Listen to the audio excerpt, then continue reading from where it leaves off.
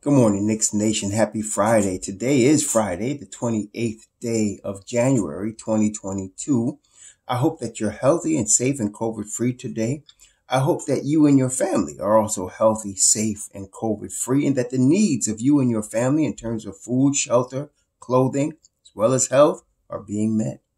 Blessings upon those that work in the healthcare field and the first responders who every day are trying to save somebody's life. Blessings upon those that pick up garbage for us to keep streets and sidewalks clean, and those that make deliveries for our convenience. Double blessings on the men and women trying to rescue, help, deliver, and recover babies and toddlers, boys and girls, teenagers and children, as well as adults from sex slavery, from human trafficking, who are the victims also of pornography and child pornography, the victims of prostitution and child prostitution, the victims of child molestation and pedophilia. Blessings on these victims and on those trying to deliver these victims, and double curses on the profiteers and perverts who traffic in this misery. Finally, blessings upon the homeless. Nearly 600,000 men, women, and children in the United States today on January 28th with no roof over their head, and millions around the world in similar worse conditions. Blessings upon them, for theirs is the kingdom, and on those trying to help them. Tonight, there's going to be a basketball game. Our New York Knicks are going to play the Milwaukee Bucks, but to be quite honest, the game is almost irrelevant compared to what's brewing.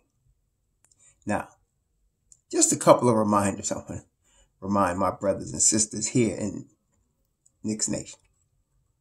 If you recall, last year, we did talk about a couple of young men, Deuce McBride, Quentin Grimes, that I thought were going to be good draft picks, and I thought the Knicks were going to draft them.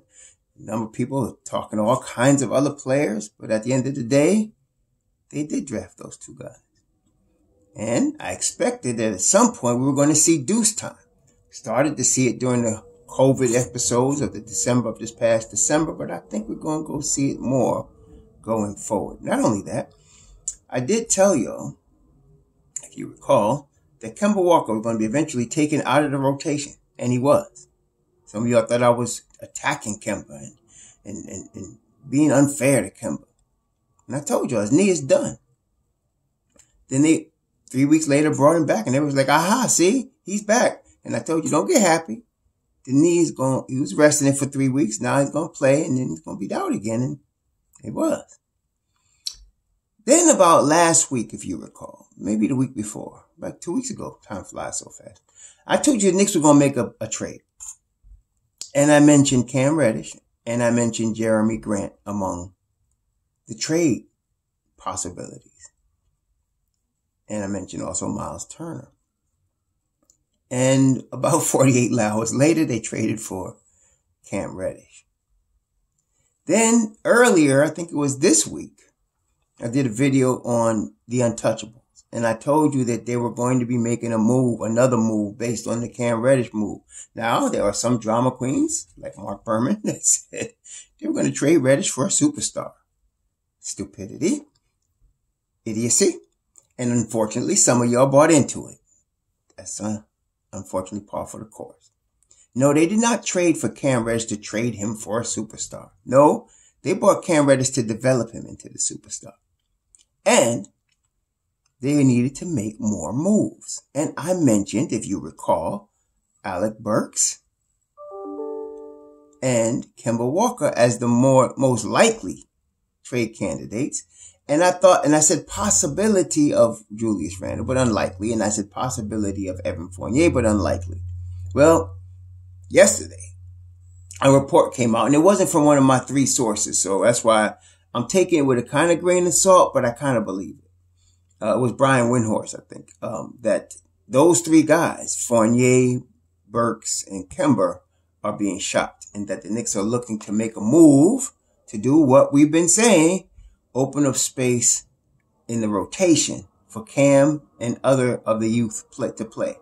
It was also reported, maybe it was last week, that the Knicks were going to Europe to check on Jacobitis and that the executives, the most important part of that report was that the Knicks executives in the front office were very impressed with Deuce McBride and Joko Bidas. So, what does all this mean? I'm about to tell you something else, and everything I just said, when I said it at the time, a lot of y'all thought I was crazy until it happened, right? Right? Everything from drafting Deuce and drafting Grimes and telling you about them to Kemba being taken out of rotation, telling y'all that, all of that. Okay. Get ready for another one. I'm going to tell you something. Now, they are going to make a move. They're going to move Burks and they're going to move Kemba. Even if they have to buy Kemba out, he's done. He's not going to be here past the trade deadline. Neither is Alec Burks. Okay. They're gone. I told y'all that the Fournier contract is going to not be as difficult to move as many think, because it actually is not a 4-year deal. It's a 3-year guaranteed deal with the 4th year as a team option. And no team is going to exercise that. Well, let me not speak for all the teams. The Knicks are not going to do that. Okay. So the Don set it up so that it was a 3-year deal. And that's the longest deal of anybody that he signed of these veterans. Okay. The rest of them are 2-year deals, really. So if they trade Burks is expiring next year. Okay. So that is going to be a valuable piece for a team that's heavy in terms of salary, maybe even in tax territory, and want a playoff guy and don't have to carry that salary for more than next year. Okay. So that's why I tell you Burks is the most valuable trade piece of the rotation. Plus, like I said, he's a 4th quarter dude. He's not a superstar, but he's definitely a 4th quarter playoff type performer. So with the addition of Cam Reddish, the Knicks don't really need him. Okay. We got a younger, more athletic version of Burks in Cam Reddish. He just doesn't have the experience, obviously, of a Burks. But that aside, this is going to get done. Now, if they move Evan Fournier along with the other two, it signals to Tom Thibodeau that they're going with these young players, which we thought, a lot of people were asking, why did they draft all these guys if they're not going to play them? And I told you, Tom Thibodeau is pretty straightforward. He's not hard to read. And Leon Rose is smart, and they know each other, and Leon knows Tom very well.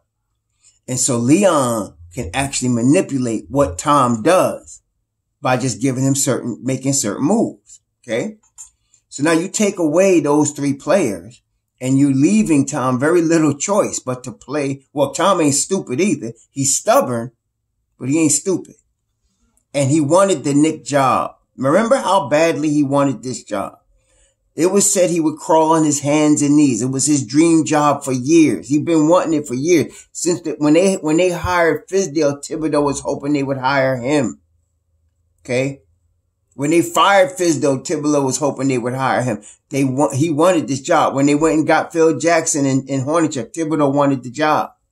He's been looking for this job a long time. Why do I bring all that up? He's not going to lose it because he's going to be stupid. He's not going to do that. He understands when this trade is done, they want to play the young players. He's going to know that. He's not going to be happy about it, but he's going to know that's the case. He's going to know particularly they want to play Cam Reddish and Deuce McBride. He's going to know that. Okay. Now they'll probably leave him with Derrick Rose and Taj Gibson as the veterans. I don't know what they're going to do with Nerlens Noel. I'm not sure what his market is because his left knee's been giving him problems all year. You got to take a longer term approach with Nerlens Noel and figure that, maybe this year is not going to be his year to really perform. Maybe it's next year. But then again, we have to understand Nerlens is on a 2-year deal. Maybe we want to keep him because if he's on a contract year next year, he's going to ball out. You're not going to see all this knee issue. Okay. But you got to figure they also want to play Jericho Sims. They want Jericho Sims to get some time. All right. Now, I said all that. That's not the big news, though, what I'm going to tell you. If Tom does as I expect, be a good soldier, maybe whine and scream a little bit, but then come back and do as he's told, as he's being directed to play these youth, you're going to see the best coaching job of Tom Thibodeau's career. in the second half of this year. Why do I say that? Because he will have taken away his crutches. The last crutch remaining is Julius Randle. I have been telling y'all, I thought Julius Randle, if he was going to be traded, we're going to be traded in the summer. Because I thought that they would try to give him a chance, when I say that, of surrounding him with the young players. And then hopefully getting like ball dominant players like a Kemba out of his way. And then now, they're going through RJ. Hopefully he adjusts to that and becomes closer to what we saw last year. Okay. But let me just put this out there, because he is he is Thibodeau's favorite, aside from Derrick Rose, and Taj Gibson. Randle can do no wrong with Thibodeau. That might be an issue for the development of our youth. Okay. And even then, even though I still think they would keep him, but this is the biggest problem. There's a combination of, now we know the ball's going to go through RJ. That's not going to change. It's going to go through RJ. That's why they're moving all these guys. It's set up. RJ's going to be the man. And they're setting up the offense to be initiated and set through him. Okay. How Julius responds to that, number one. I don't think he's going to have that hard a time with that. But even the worst situation, if you can't talk to the media in New York when you play badly, and the contrast was so stark between how RJ Barrett handled the media and how Julius didn't even want to talk to him, couldn't even face him. In New York, that's not good. That might fly in Oklahoma City. Okay. But not in New York. The market is too big. It's too intense, and people will not forget that. Okay. So that might cause his early trade also. That might cause him to be moved this trade deadline. Okay. That might do it. Now, Ian Begley had, and again, he's one of the three wise people that I listen to, that I respect and think what he's saying is going to happen. He reported that there was a time that the Sacramento Kings were interested in Julius Randle. I can see that, because no matter which two of the three guards they keep, between Davion Mitchell, Tyrese Halliburton, and De'Aaron Fox, that's their core, right? That's going to be part of their youth core. They've been wanting to trade Marvin Bagley. Because he's a disappointment. Marvin Bagley's second overall pick, and he has not even come close to lived up to expectations. And he's coming into his fourth season. Time to talk about extending him, which they don't want to do. And don't y'all get crazy. I don't want him either. We already got a four. It's Obi. Okay. And some of y'all want Luka Samanic to see some time. You get Marvin Bagley, forget it. Samanic might get traded. But salary wise, on the Sacramento Kings, you're talking about, if you're going to get a Bagley, you need another player. Julius makes $21 million. You need another player, which I'm sure they can find somebody to throw in there. But I'm more thinking they're either looking at getting De'Aaron Fox, obviously the point guard situation, or Barnes, Harrison Barnes. And I think Barnes, probably the money, I think that money is almost exact. I think that money fits almost exact. So, and that'll be, Thibs will be licking his chops at Barnes, because he's a veteran, right?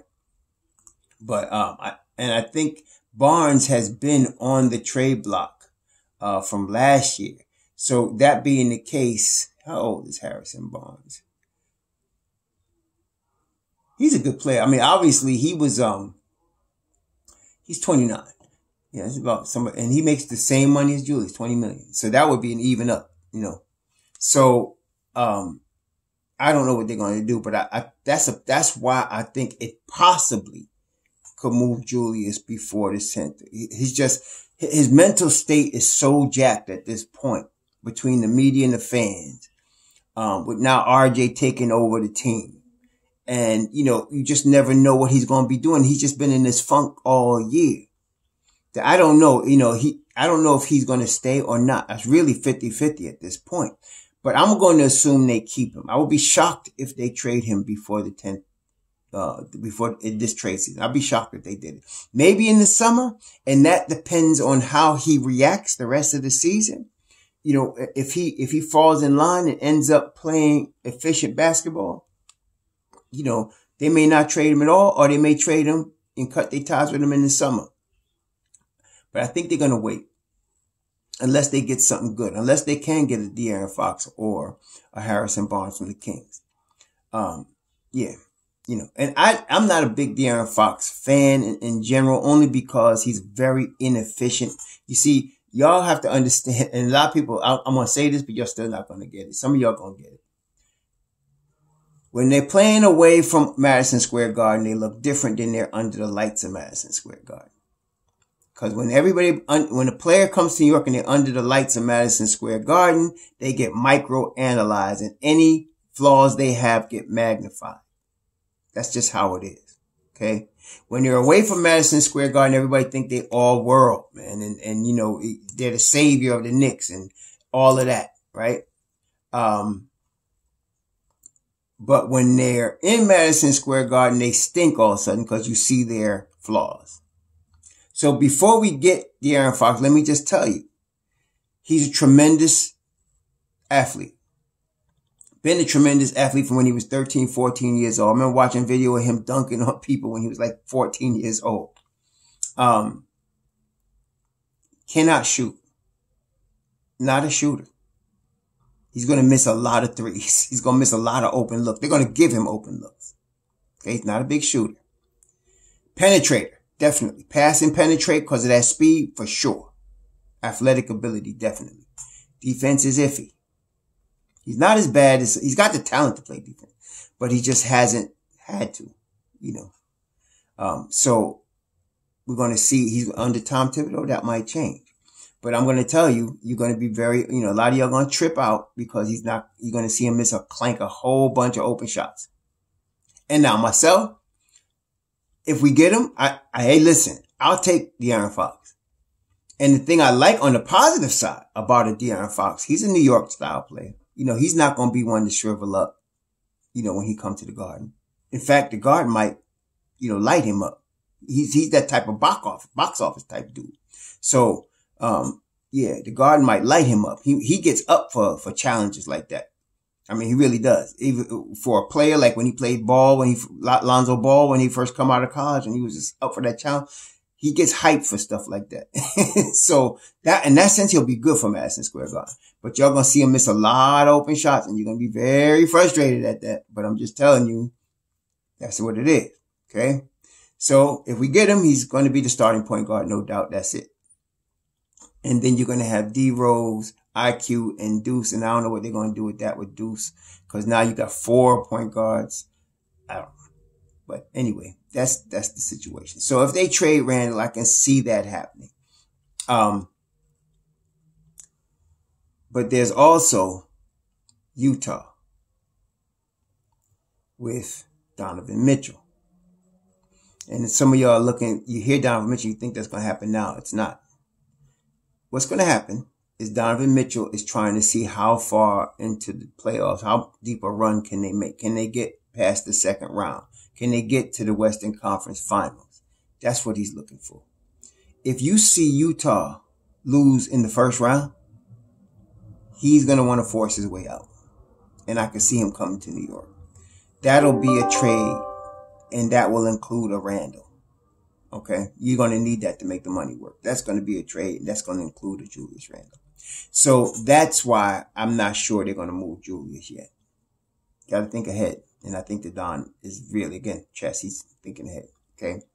So more than likely, I see Julius staying unless he requests a trade. So now, with the kids, you will have now either IQ or D Rose starting at point guard. You will have Grimes, more than likely, or Reddish at the 2 guard.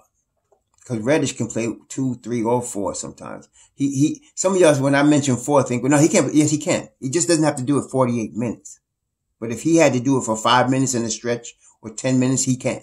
He could play the 4. He could play all 3 of those positions. Okay.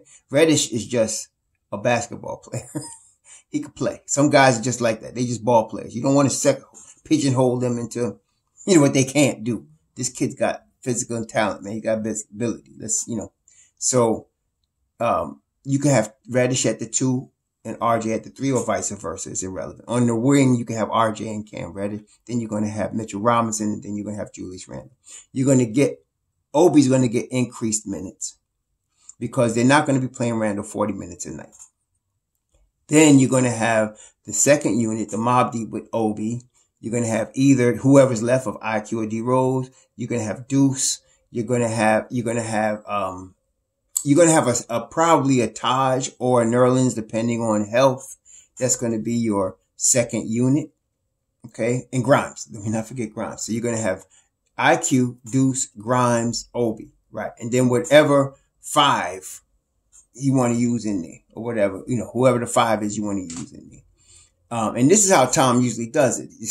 Generally right now he'll have first, he doesn't put them all in at once. He'll have, like lately it's been Grimes coming in, and then the next guy would be IQ.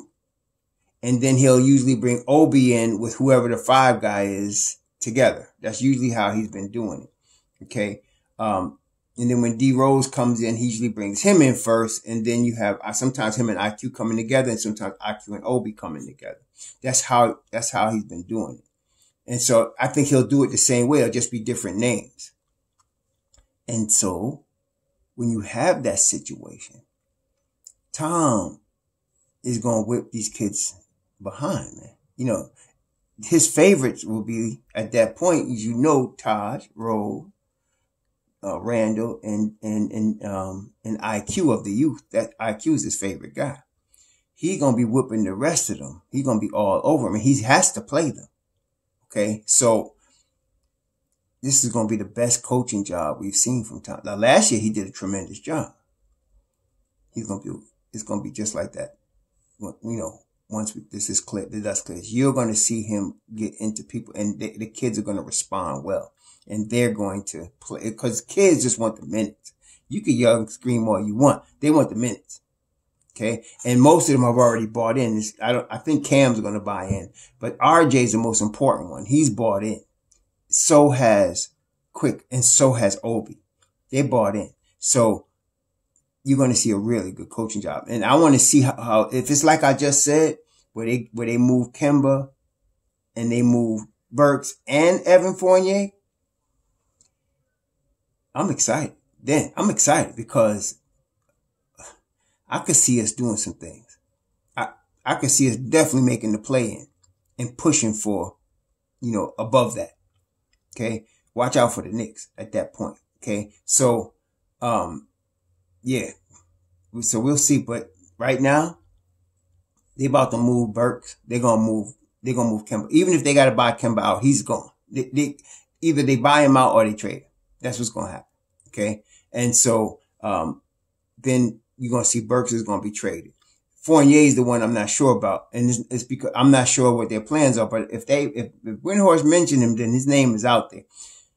They'll move him, and like I said, they can move him for an expiring deal. I could see him. He can go to a Cleveland and help them. Cleveland 5th in the East. He could go there and help Bernie Bickerstaff and them. And they could take on Ricky Rubio's expiring $17 million. That's it. That's done. Okay. That's done. So they could do that. So that's where we at, baby. That's where we at. And so I'm excited. Now tonight, I don't know what's going to happen. I don't know if Tom's going to try out that same stupid starting 5 and get beat again. And if he does, what's going to happen. They're going to be down in the first quarter. Mobb Deep going to come in, try to catch up, make up the slack. They're going to be down again in the third quarter. Tom's going to keep them in too long. They're going to get down big. Then Mobb Deep's going to come in, and it's going to be too late to save the day. Unless they can do a superhuman effort and come back. That's the same story. You don't have to see the game to know what's going to happen. If he starts that same starting 5, that's what's going to happen. Okay. If he doesn't, okay, you might have a different, depending. If he doesn't start Kemba, he's going to start Alec Burks. Come on. What's going to happen. And then he's going to go with that 5. It's questionable whether they're going to be ahead or behind in the first quarter. And he's going to play them too long in the third. And we might win, we might not. It's the same, story. So It's not hard to predict. I'm not going to be watching the game because Shabbat, but I'll see the replay tomorrow night. But I already know what's happening. So, but I'm not even worried about this game right now. I am not, because I see the light at the end of the tunnel in this thing right here with the kids coming into play. And these ain't no kids that don't know how to play. You talking about a Cam Reddish? You talking about Deuce? You talking about Obi getting more minutes? You talking about IQ in them? I mean, Grimes getting more minutes, even maybe starting? Nah, these ain't no kids that don't know how to play. We got good crop of rookies, man. And one more thing. The only reason also Fox is 50-50 is because if it's true, the premise is, if it's true that the Knicks executives are impressed with Deuce McBride and Joko Bidas, why would they go get De'Aaron Fox? Right? Why would they need to do that? Because now you have those two kids with Emmanuel Quickly, and you still got another year Derrick Rose if you want to keep that development going. Why would they need De'Aaron Fox and $28 million a year? Okay? So all this whining about they need a point guard, to me, is a bunch of crap sometimes. It's just people that's using a narrative to have something to talk about to make it sound like they know the Knicks. But if they actually did go over to Europe to follow up on Joko Bidas, and they are impressed with Deuce McBride, which they should be, they're not going to go get De'Aaron Fox. I don't know. See what I'm saying? Unless they're going to trade those two kids. That's possible. If they were going to trade those two guys, okay. Okay. I can see that. But if they're not, if they're going to develop him, then they're just going to develop him. Okay. And I think the latter. I think they're going to develop him. Because Joko Bidas, can you imagine now the rotation in 2 years? Joko Bidas, Deuce McBride, Emmanuel Quickly. As far as the guard rotation, point guard rotation. Yeah. That's it, man. That's what you want. That's what you're going to want. So anyway, that's what we're doing today. But hey, listen, I hope the Knicks win. We always hope the Knicks win.